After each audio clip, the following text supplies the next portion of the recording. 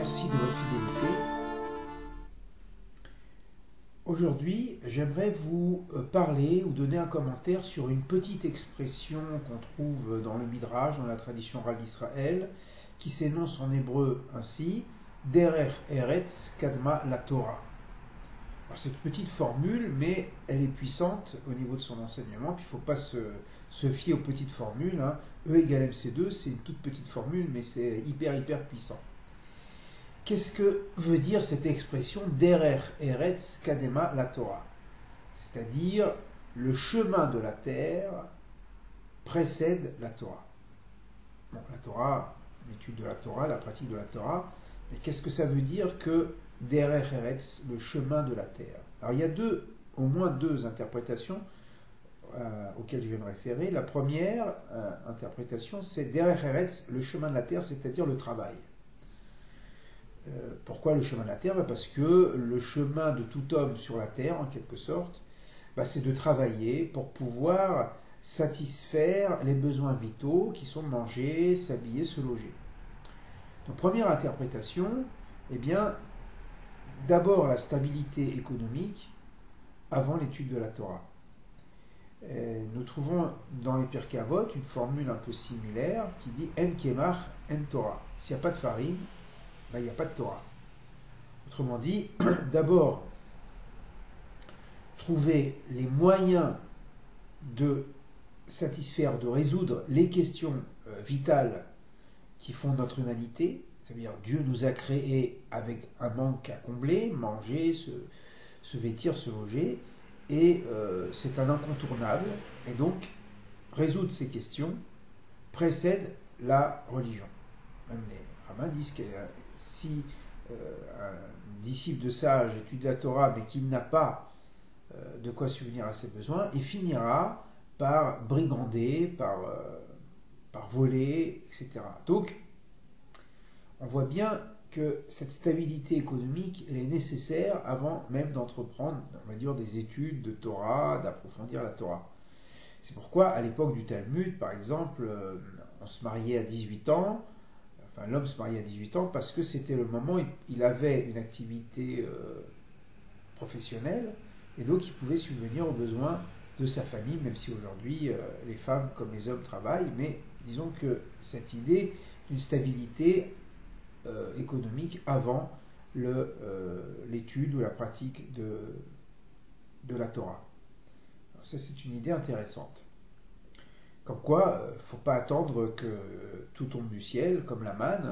La manne tombait dans le camp des Hébreux, et ce durant 40 ans, et encore sauf le Shabbat, mais il y avait les doubles rations du vendredi. Mais dans le livre de Josué, il est dit que lorsqu'ils ont franchi le Jourdain et qu'ils sont rentrés dans la terre promise, la manne a cessé de tomber, et que cette année-là, ils ont mangé le produit de la terre. Donc ils n'ont pu manger, les Hébreux, le pain du ciel, mais le pain de la terre. Et bien que nous récitions la bénédiction, béni sois-tu éternel, notre Dieu roi de l'univers, qui fait sortir le pain de la terre, il le fait sortir grâce à notre travail, c'est-à-dire grâce à la collaboration en quelque sorte entre l'homme et Dieu. Dieu donne la pluie, Dieu donne l'intelligence, Dieu donne la force physique, et à l'homme de s'investir pour faire sortir le pain de la terre, même si nous reconnaissons que c'est Dieu qui est à l'origine de ce pain. Donc voilà la première interprétation. La deuxième interprétation de Derer Eretz, c'est le sens de la morale, des bonnes manières. Derer Eretz Kadma la Torah, c'est-à-dire les bonnes manières précèdent la Torah. Ou, pour le dire d'une autre manière, les midot précèdent les mitzvot. C'est-à-dire les vertus, les qualités morales, spirituelles, précèdent les mitzvot, c'est-à-dire l'accomplissement des commandements. Nous voyons cela, des patriarches, Abraham, Yitzhak et Jacob, n'ont pas reçu la Torah, hormis peut-être le commandement de la Brit Mila, que Abraham a circoncis son fils Isaac. Et on dit que aussi Jacob a été blessé au nerf sciatique, mais on ne dit pas que c'était interdit de manger le nerf sciatique à ce moment-là. Simplement, on a mentionné dans l'épisode qui fonde cet interdit, c'est pourquoi les enfants d'Israël ne mangent pas le nerf sciatique. En fait, c'était pour une loi qui était donnée après. Donc les patriarches n'ont pas, d'après le texte, gardé les commandements qui n'ont pas été révélés encore. Mais par contre, les patriarches nous apprennent les midot. Les midot, ça veut dire les qualités, les vertus, et ici, les vertus religieuses. Mais dans la mesure où la découverte d'Abraham, ce n'est pas seulement la découverte du monothéisme, mais c'est la découverte du monothéisme éthique, c'est-à-dire qu'on ne peut servir Dieu qu'à travers un comportement moral, eh bien, on apprend des patriarches certaines manières de vivre. Et même quand les patriarches commettent des erreurs, on apprend de leurs erreurs ce qu'il ne faut pas faire. Par exemple, Jacob qui fait des préférences entre Joseph et ses frères, c'est pas une bonne chose. Bien sûr, la tradition va critiquer Jacob. Ne faites pas comme Jacob, voilà, cela a entraîné l'exil.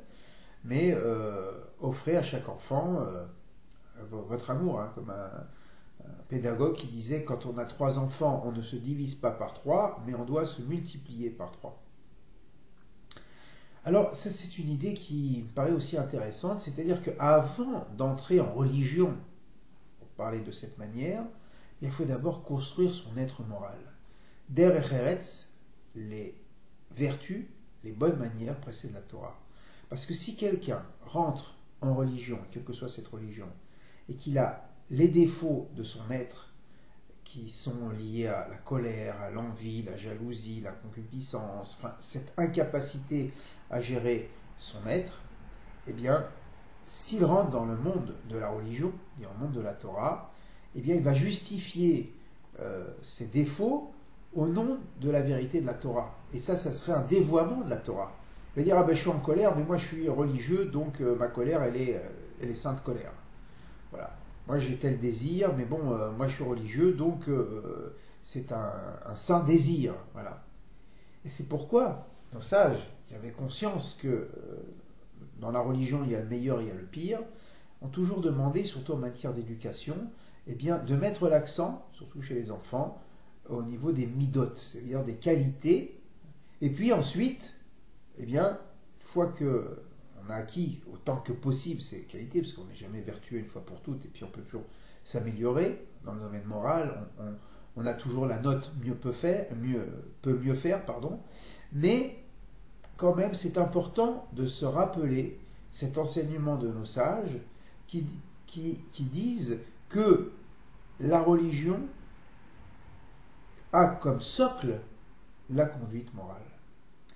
Et d'ailleurs, je terminerai par ce passage de la Gemara qui dit c'est quoi l'amour de Dieu, Ve'ahavta et Adonai Elohecha, donc Shmuel, un maître du Talmud, dit qu'est-ce que ça veut dire? Tu aimeras l'Éternel ton Dieu, tu feras en sorte que Dieu soit aimé à travers toi. C'est joli comme interprétation. Tu aimeras l'Éternel ton Dieu, ça veut dire que tu feras en sorte que Dieu soit aimé à travers toi. Donc il ne s'agit pas ici de répondre à la question qu'est-ce que ça veut dire aimer Dieu, mais ça veut dire que ma manière d'être, c'est faire que les hommes aiment Dieu.